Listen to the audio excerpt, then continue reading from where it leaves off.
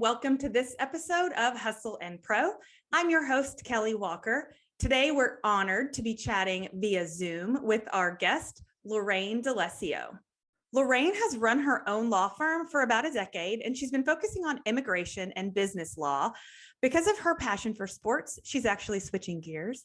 So we're going to talk about that today. We're going to learn about her days as a player and now how she's switching gears to be more of a player representative. So we're going to take a quick word from a sponsor and we'll be right back and we'll start this episode of Hustle and Pro. This episode is brought to you by I9 Sports. I9 Sports helps kids succeed in life through sports. Their leagues are perfect for boys and girls ages 3 to 14 with convenient one-day-a-week formats for practices and games on the same day. I9's leagues and clinics are available in football, soccer, basketball, baseball, volleyball, zip lacrosse, and more. Learn more at i9sports.com. I9 Sports, the way youth sports should be. And welcome back to this episode of Hustle and Pro, and welcome to our guest, Lorraine D'Alessio. Welcome to Hustle and Pro.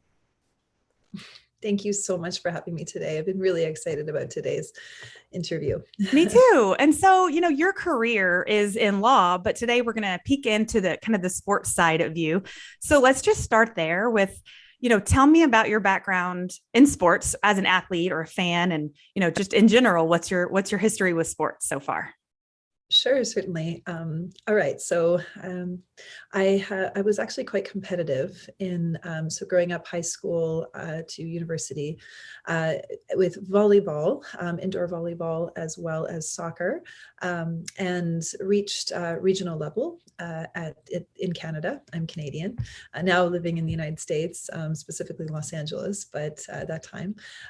And team sports, very important, getting to that competitive level, being able to work as a team, I think translates to so many other areas once, sort of getting into business life as well. And so it was, for me, it was volleyball and soccer. I was a big admirer of basketball as well, but those were the two sports that I went quite far with and advanced. Yeah. You personally. So then, okay, you mentioned basketball. Now I do want to talk about your next step with that. So not that, I don't know if you call this a pivot or you're just sort of changing lanes a little bit, but you are applying to be a WNBA, is it Players Agent? I'm not sure if that's the right terminology, but so tell me, how did that come to be and kind of what's your passion behind that step? Absolutely. So I see so much incredible movement and talent coming worldwide into the United States, actually. And I think that particularly with the worldwide basketball, I think that the recruitment we're going to be seeing quite a wonderful waves of training, mentorship, recruitment coming in internationally. And there's not enough, I think, recognition of what's out there and who's sort of flexing their muscles, whether they're figuratively and literally for those that are starting here in the United States and going abroad, but then also for those that are abroad and succeeding in those tournaments and, gaining the attention internationally. They're not always in the appropriate limelight for what we see actually back into the United States here. And I think there needs to be more recognition of what's going on and also promotion of those players worldwide so that we can, balance their career paths as they come back to the United States and continue on with their careers here. I think also on the sponsorship side, the brand side, there is, I don't think there's enough sort of tracking and recognition of the commitment that brands sponsorships have had, and then again how that can also translate in the contract negotiations and bringing them into the NBA. So I think that there's quite a bit of work to do there. Yeah. I mean, it sounds like you have an underlying interest also in immigration. That's part of your practice. Is that correct? Immigration side of things? Yeah. It's about a little over 50% of the practice. Okay. So that's why you see it so clearly that there's probably such an impact with immigration policies with these players in different sports. So tell me about that. Tell me, in your line of work, what have you seen? How how immigration, I mean, that's the immigration, just that word is, it's such a big thing and there's so many facets of it. But I guess the hurdles and different things that maybe these athletes face. So talk to us a little bit about that. Sure, certainly. So, for foreign players, they're already, trying to get the recognition, trying to be on an even plate as the other players that are obviously in the U.S. But one of the bigger hurdles they have is obviously figuring out how to deal with the guy with the badge and the gun when it comes to not only processing their visas internally within the United States, so with USCIS or U.S. Department of Homeland Security, but then also actually getting the interviews done outside at the consulates and then proceeding to actually enter. There's 2 interviews that happen, one at the consulate and then another at the border. And so navigating this is very important because without these visas, you cannot do anything. You can't bring the player here, and they're at a disadvantage because you have all the other players here that don't have to worry about these things. The timing of these tournaments, the timing. So, for example, if you want to be, showing your stuff at the Drew League, for example, if you want to be, exhibiting your performance, your work, what you do, and you can't make it in on time, you're late. This obviously can have lasting impacts because the people that are observing are only there for a finite period of time. Simultaneously doing not only the contracts, but also bringing in the players so that they can be, exhibiting their work and their talent is critical. So some of the challenges we've been seeing is higher American, Buy American policy, strong policy from Trump still being carried over a little bit. Even though Biden said we're not supposed to be, we still see some officers giving that rhetoric in the follow-up questions on these visa applications. And then when they actually go for their interviews, we are also seeing huge backlogs in attempting to get an interview so that they can get the stamps in their passport to actually come into the United States. So even once the actual visa is approved. Real quick, when you talk about huge backlogs, give us an idea of a time frame. Are we talking backlog days, weeks, months? When you say that, years. Yeah. Right now, going through Toronto, you're looking at year plus if you're European trying to get a third country national appointment. If you're Canadian, you're huge plus. You don't need to do the interview. You can come through. But there's only certain posts that are actually allowing for third country national appointments to come in. And Europe has been very backlogged again, year plus, months plus, that we see now. It has really hinged on relationships, and we've been very fortunate with the amount of work that we do as a law firm. I just got back from Rio, the border there, Texas. Very important relationships, that we have, that we work with the American Immigration Lawyers Association.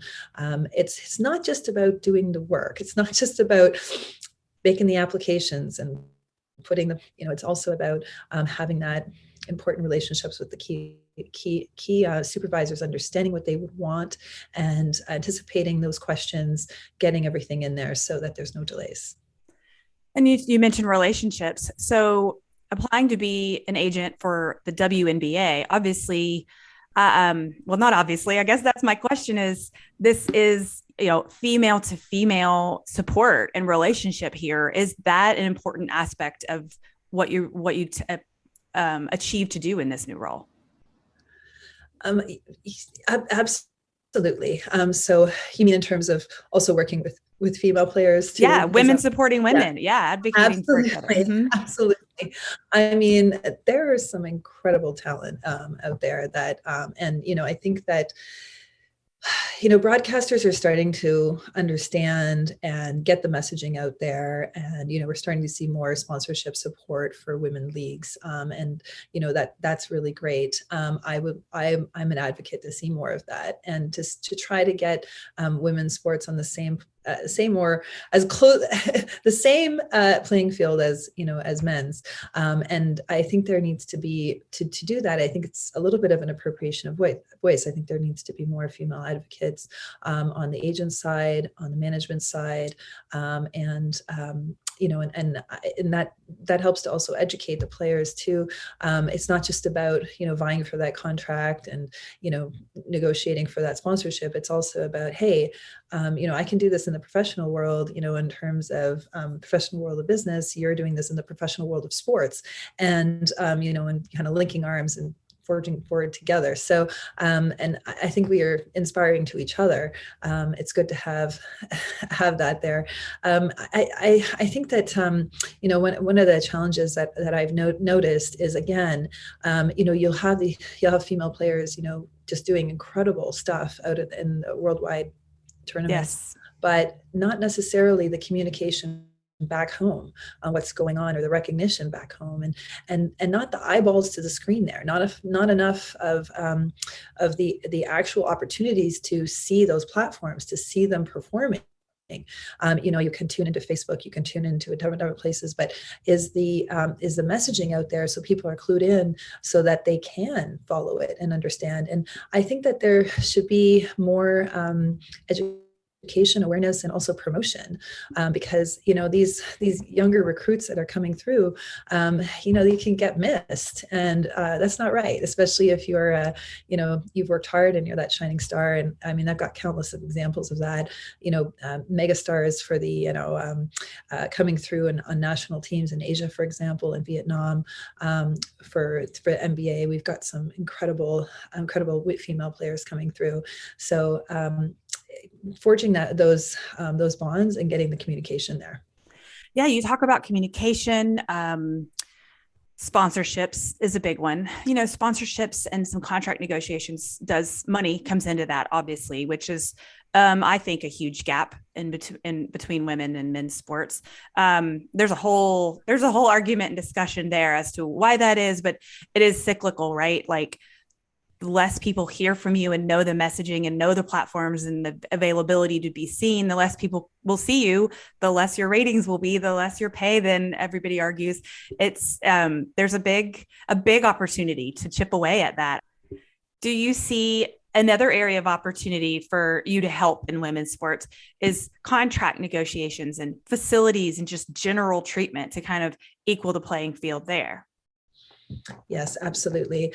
And, so not only, from, sort of where you're going to be, where the player will be housed when they come in, what amenities they're going to be and access to, not only on that side, but I would say also in access to like the latest treatments, for example, for injuries.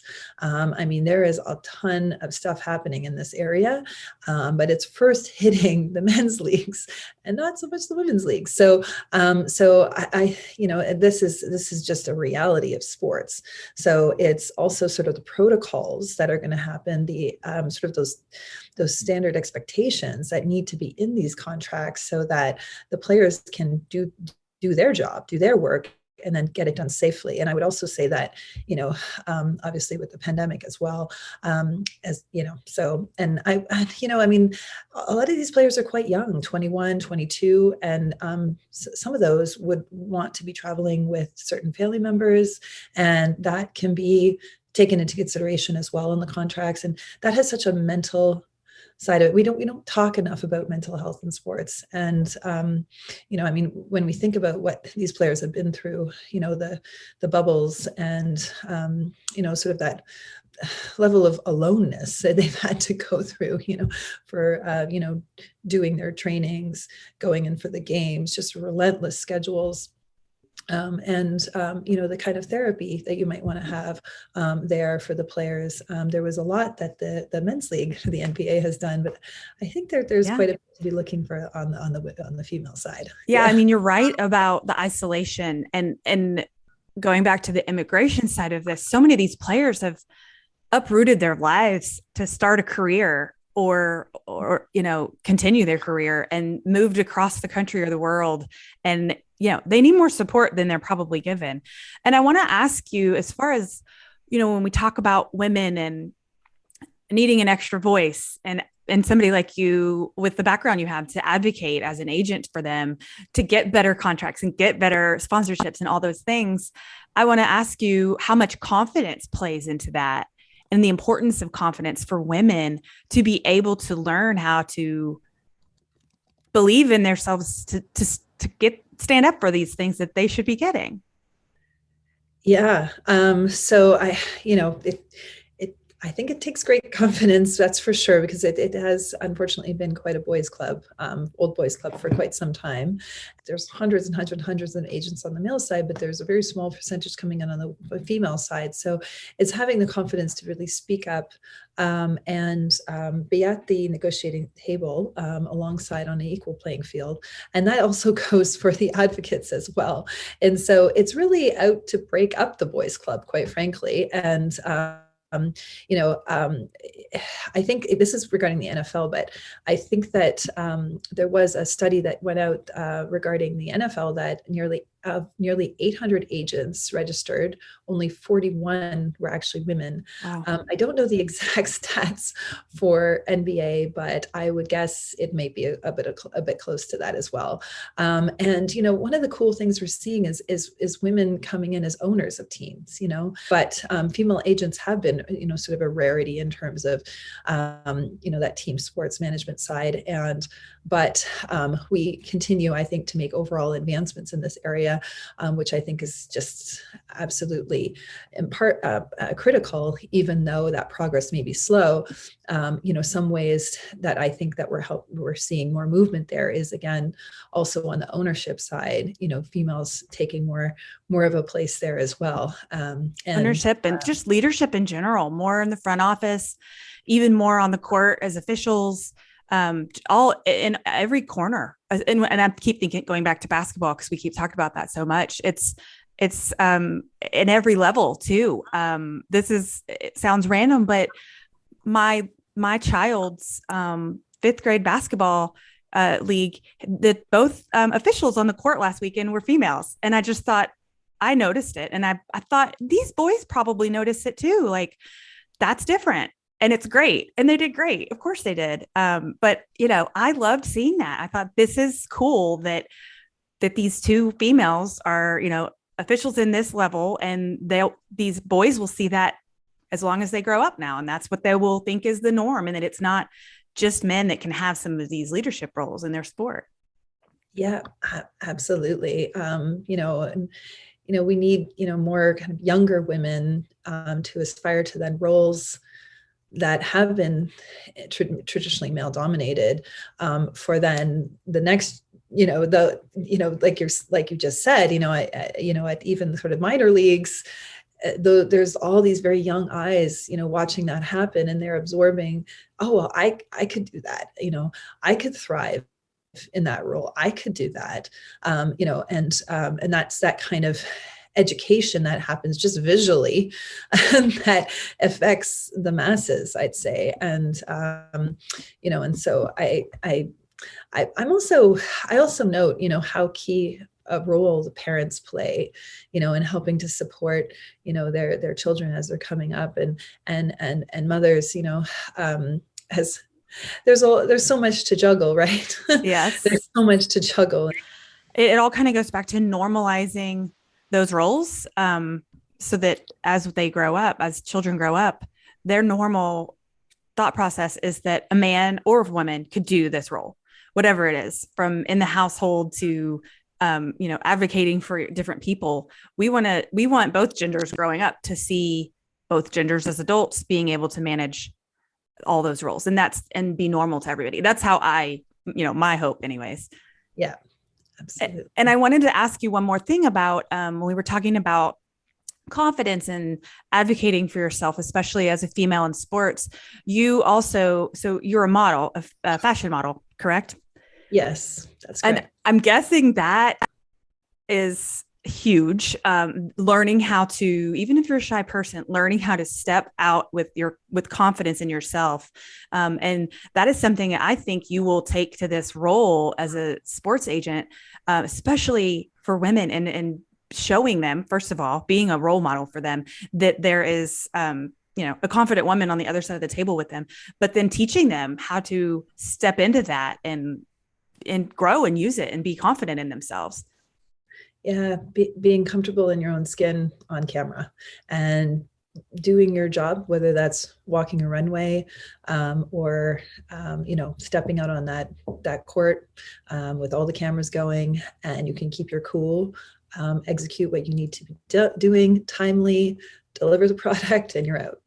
So absolutely, it's and I think it's a rarity that people are just have this talent of doing that. I think I think that it's not instant. It is something that takes time and sort of encouragement to get there. I do too, and I think you see it sometimes in little kids, younger. When you're little, your inhibitions maybe gone, and you can put yourself out there more. But then we get during adolescence, many of us tend to kind of step back and are afraid and awkward to put ourselves out there and be comfortable in our skin.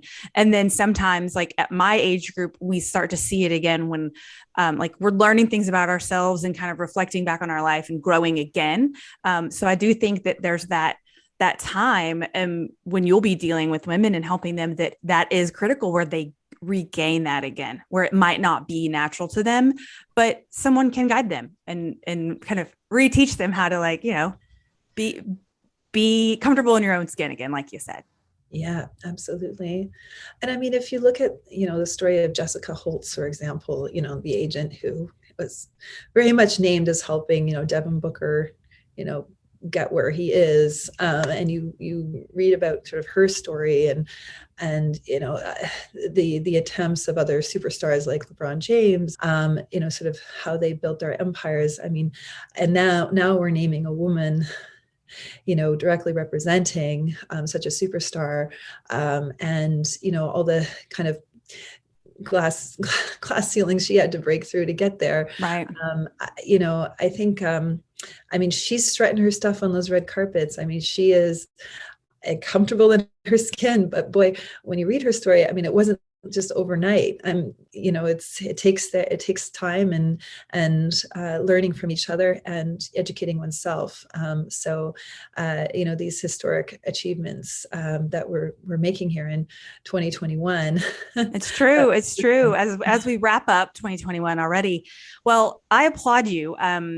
I know, I mentioned that you have run a law firm for a decade and you're kind of pivoting a little to this role, and I applaud you for that. I'm excited to watch and see how you're able to navigate that and help advocate and support and represent women in sports. So I have really enjoyed meeting you. I didn't know you yet, and so I'm glad that we were able to connect and set this up and have a couple of minutes to talk about this. And I appreciate your time. I know you're busy, and so I really do appreciate you Zooming with us today and get this conversation started. Well, thank you. And thank you for being an awesome woman supporting another woman too. That doesn't always happen. Some women deem it as like, I broke through these barriers. I had to do all these things. I might not want to make it. I might deem it as an opportunity to make it hard for you in some way. Like, I'll get some kind of enjoyment out of that, And I'm like, or you just need to go. We definitely need a mental shift there as well, I think. But thank you. And thank you for having me on the show. It's such an honor to be here talking to you today, and also sharing my story and hearing about yours. And thank you. And that's a wrap for today's episode. Thank you so much for tuning in. However you listen to podcasts, we hope you find us and subscribe to our YouTube channel, and so that you can get notifications on the next episode of Hustle and Pro.